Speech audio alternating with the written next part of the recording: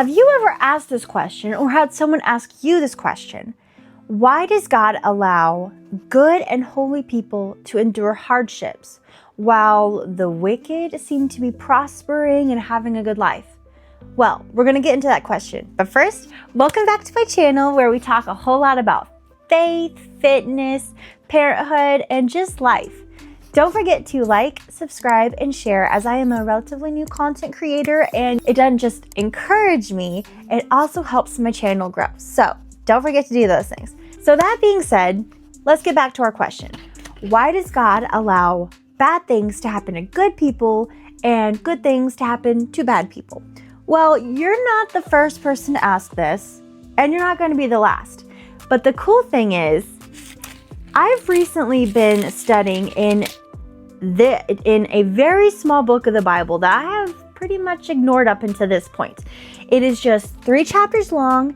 Each chapter is about 20 verses, so we're talking very, very small. And as I've been reading this, oh my goodness, it is packed with some goodness. It's called the book of Habakkuk. Yes, that is a book of the Bible in case you too are unfamiliar with it. Habakkuk is a prophet in the Bible, and in this book, this prophet isn't talking to people. He actually has a conversation with God, and this conversation entails the hard question that we had at the beginning of this video. He asked God why bad things happen to good people when the wicked are prospering. So we're going to get into this. Chapter 1 starts right out the gate with Habakkuk addressing God with this question he's got burning on his heart. He says, "How long, O Lord, must I call for help, but you do not listen, or cry out to you violence, but you do not save?" How many of us have ever felt that way? We feel like we've been praying for something, we've been praying for restoration, healing, or solutions, and it just doesn't seem like it's happening. It doesn't seem like the prayers are going to God, or it feels like those prayers are just falling on deaf ears. Well, Habakkuk seems to be in this hopeless position too, because it sounds like he's been trying to talk to God about this for a while. But we actually have a conversation here. He continues on with, "Why do you make me look at injustice? Why do you tolerate wrong? Destruction and violence are before me. There is strife and conflict abounds. Therefore the law is paralyzed and justice never prevails. The wicked hem in the righteous so that justice is perverted." Habakkuk is definitely painting this picture of imbalance where the wicked are just, they're doing great, and then the righteous are just, they're having the bad end of the straw. So we see the Lord answers him. It is so cool. Habakkuk is actually having a conversation with God directly on this hot topic. So we're going to hear God's response here. He says, "Look at the nations and watch and be utterly amazed, for I am going to do something in your days that you would not believe, even if you were told. I am raising up the Babylonians, that ruthless and impetuous people who sweep across the whole earth and to seize dwelling places not their own." And he continues to talk about the Babylonians and how ruthless they are and how evil they are. But I love how he says, just stop and wait and watch, because I am going to do something. And how he says, I am raising up. It is present tense. This means that God has already started something. Something is in motion. I am raising up this nation as a response to your inquiry, as a response to your questioning. God is working on something. And Habakkuk hasn't been aware of this until this conversation. So in response to, "Lord, how long must I call for help and you don't answer?" God says, "I am raising up. I am working on your answer. You just have to wait." So then in response to God, Habakkuk comes out with, "You are too pure to look at evil. You cannot tolerate wrong. Why then do you tolerate the treacherous? Why are you silent when the wicked swallow up those more righteous than themselves?" This is his response to God, because God is saying, I'm raising up an even more evil nation to bring justice on the evil that you're experiencing now. So Habakkuk is like, Lord, I don't understand. Why are you bringing up even more evil people to inflict evil upon the evil that we're experiencing now. He doesn't understand. And I can understand his confusion, because as I try to lose weight, my solution to weight loss isn't by eating more. So he is confused as to, Lord, why are you bringing up more evil to bring evil and justice, to bring justice on the evil that we're experiencing now? So he's confused. We get into chapter 2, where God says, write down the revelation and make it plain on tablets, so that the herald may run with it. For the revelation awaits an appointed time. It speaks of the end and will not prove false. Though it linger, wait for it. It will certainly come and will not delay. And then he continues on, with how the evil will experience justice. Woe to him, he says, woe to him, the evil one, several times throughout the next several verses. But I love how God is saying, my answer is waiting its appointed time. I have a reason for this silent moment for the silence that you have experienced. There's a reason for the silence. There's a reason for you not receiving your answer yet.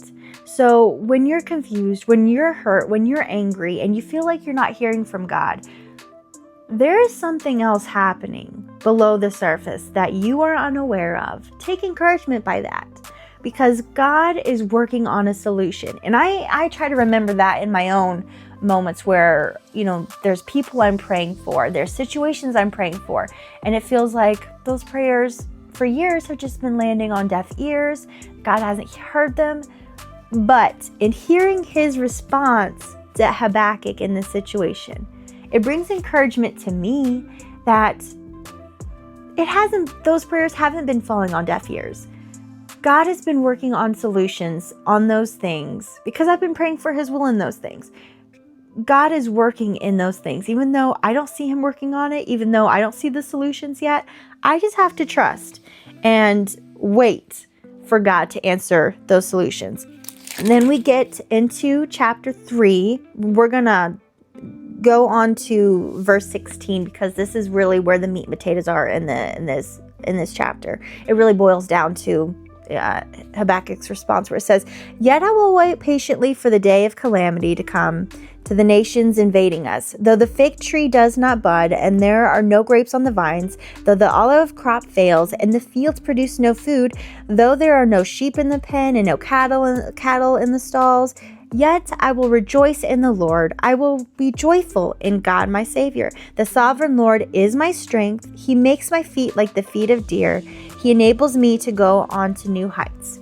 So what he's saying is, I will wait for you to bring in your answer, for you to bring in to answer, all these pleas I've been having for justice, for the good and the righteous people. He is saying, I will wait for your solution because I trust you.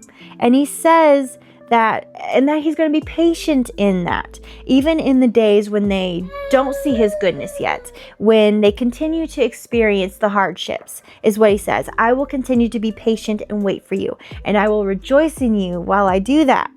And how hard is that for us to say, that I will be patient and I will rejoice and take strength in the Lord while I wait for these things for my prayer request to be answered, for the hardships to ease up and go away? Are we in a place to say this like Habakkuk? And I love how he says that he makes my feet like the feet of deer, and he enables me to go to new heights. His feet, as he continues to walk with the Lord, is of assurance, of steadfastness, and he will not stumble. He will not fail as he waits on the Lord and continues to walk with him. So I just love this conversation with God that Habakkuk has, and that Habakkuk was, first off, he was bold with the Lord, coming out the gate like, where, Lord, have you been? I've been calling out to you and you haven't answered, and all this injustice is going on. And then God is like, just be patient. I am working on a solution, and justice will prevail he's working on raising up the Babylonians, and the Babylonians will too meet justice because they will be destroyed as well. So he's just saying, just wait. Even though you're confused right now, justice will prevail. The evil will see their end. The righteous will be brought up. They will be brought out of their hardships. Just trust. And that is the message for us today, is in our hardships, in the moments when we feel like God isn't listening to us or doing anything about our situations, we can just trust and rejoice in the moment like Habakkuk and know that God is working things out. That as long as you remain faithful and patient and rejoice in the Lord in the midst of your suffering, in the midst of your situations, in the midst of your confusion, God is going to work on your behalf, because he is working on your behalf. It is present tense. God is working. And it might be tomorrow, it might be several years from now, but just know that God is working on your behalf in your situation. So that is what I learned from this small book of Habakkuk. And I am super sad that I hadn't really given it much, thought up until recently. But I do now, and this is something the message of it is something I'm going to carry with me, and I hope that it has encouraged you like it has encouraged me, and that it can just help bring you closer to the Lord today. So just wait upon him, rejoice in him, and just find strength in him in your situations. So that's the message I have for you today. Be encouraged, be steadfast in the Lord, and watch what he does on your behalf as you just trust him. So you have a beautiful rest of your day, and I will see you in the next video.